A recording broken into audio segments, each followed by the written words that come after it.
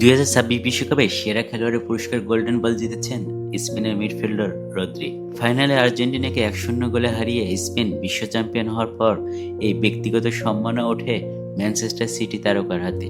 তবে অনেকের প্রশ্ন ছিল 8 গোল ও 4 অ্যাসিস্ট করা লিওনেল মেসিকে পেছনে ফেলে কিভাবে রদ্রি এই পুরস্কার জিতলেন। পরিসংখ্যানের দিক দিয়ে মেসি ছিলেন এগিয়ে। 39 বছর বয়সে পুরো টুর্নামেন্টে দুর্দান্ত পারফর্ম করে আর্জেন্টিনাকে ফাইনালে তুলেছিলেন তিনি।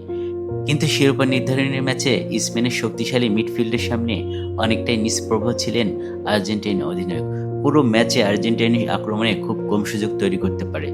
অন্যদিকে রদ্রি পুরো টুর্নামেন্ট জুড়ে ছিলেন স্পেনের খেলার মূল নিয়ন্ত্রক। মিডফিল্ডে বলের দখল রেখে খেলার গতি নিয়ন্ত্রণ, প্রতিপক্ষের আক্রমণ ভেঙে দেওয়া এবং সতীর্থদের আক্রমণ গড়ে তুলতে গুরুত্বপূর্ণ ভূমিকা রাখেন তিনি। গোল বা অ্যাসিস্ট না থাকলেও স্পেনের সাফল্য সবচেয়ে বড় ভিত্তি ছিল তার উপস্থিতি। বিশেষ করে পর্তুগাল, ফ্রান্স ও আর্জেন্টিনার বিপক্ষে নকআউট ম্যাচগুলো রদ্রির প্রভাব ছিল স্পষ্ট।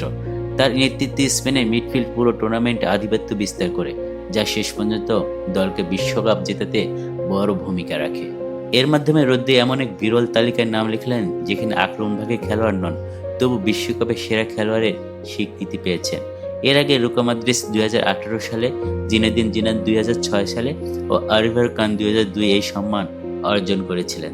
2026 বিশ্বকাপে গোলের হিসেবে মেসি ও কিলিয়ান এমবাপ্পে বেশি আলো ছড়ালেও ম্যাচের নিয়ন্ত্রণ, কৌশলগত প্রভাব এবং দলের সাফল্য অসাধারণ অবদানের কারণেই রদ্রিকে বিশ্বকাপে সেরা খেলোয়াড় হিসেবে বেছে নেওয়া হয়েছে। রদ্রির কাছে এটা অনেকটা স্বর্গ থেকে নরক, নরক থেকে বিশ্বজয়। রদ্রির এক অবিশ্বাস্য প্রত্যাবর্তন, যা বিশ্বকে জানান দিয়ে গেল। বাশার সবুজ, স্পোর্টস অন 360।